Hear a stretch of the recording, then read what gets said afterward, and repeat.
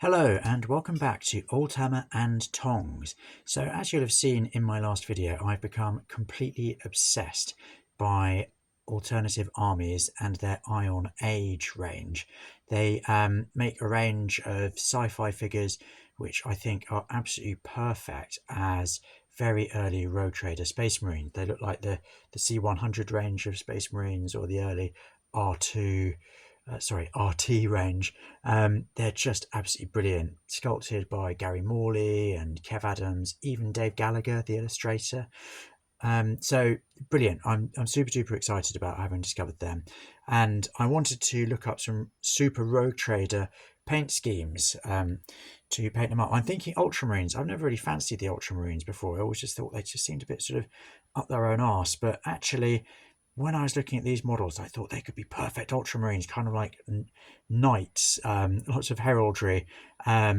Anyway, I decided that White Dwarf 119 would be an excellent reference point. And when I looked at the painting guide for Space Marines that this includes last night, I thought this is so damn good, I have to share it on the Oldhammer and Tongs channel. So thank you so much for joining me for this.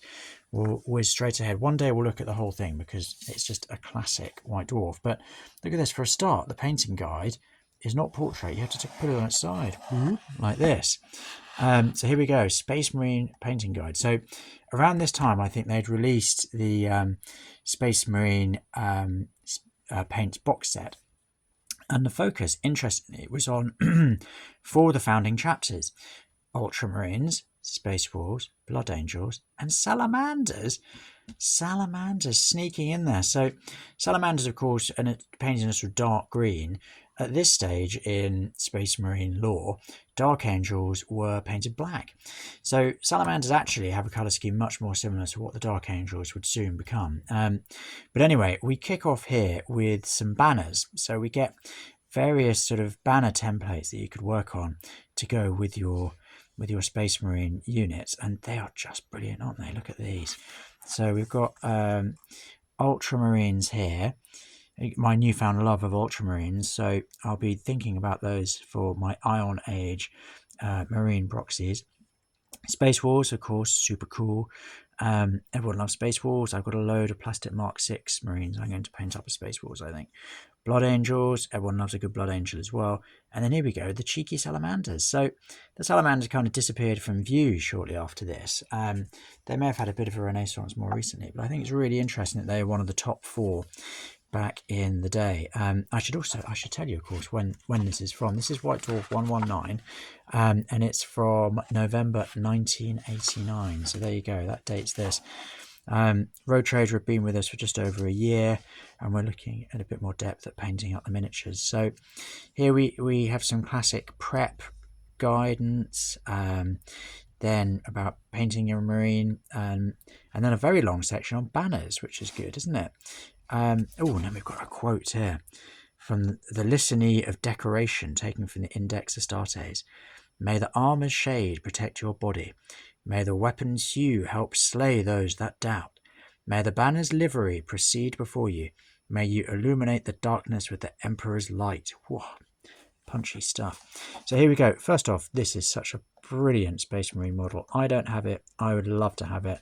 But I better win the lottery in order to be able to afford it. So then you've got your undercoat, and you've got your base coats. So interestingly, look at how they paint the backpacks. Completely different colour. So they've undercoated that and all the metally bits black, and then they've gone for a metallic backpack. And then this Ultramarine generally is very orange. Sorry, Ultramarine Blood Angel is generally a lot more orange than we see now. So the early coat is a terracotta.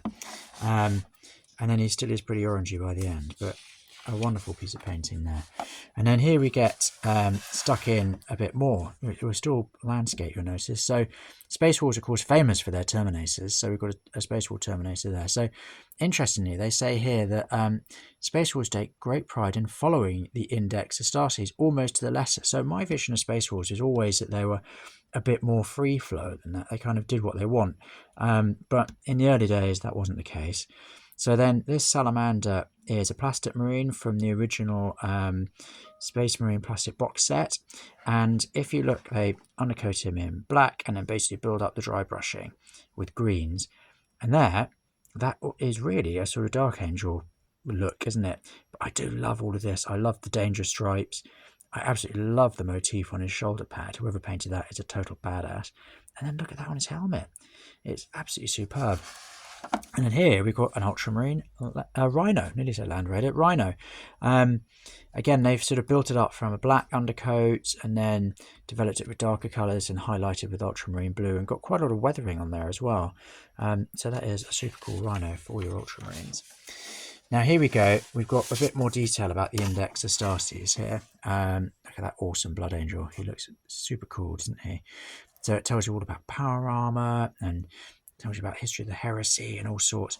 And then we've got some rank badges. So these seem to sort of fade from popularity as the game grew older, probably because they are really difficult to paint. But we've got captains' helmets and sergeants' helmets and lieutenants' helmets and lieutenant commanders' helmets and their forearms, which get some additional detail.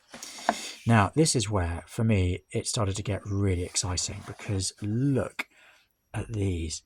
These are just so extraordinary. I absolutely love them. These are officers. Look at that ultramarine. I mean, I've never seen anything like this with those stars on his arm. So it says the ultramarine lieutenant command. Oh, sorry, no.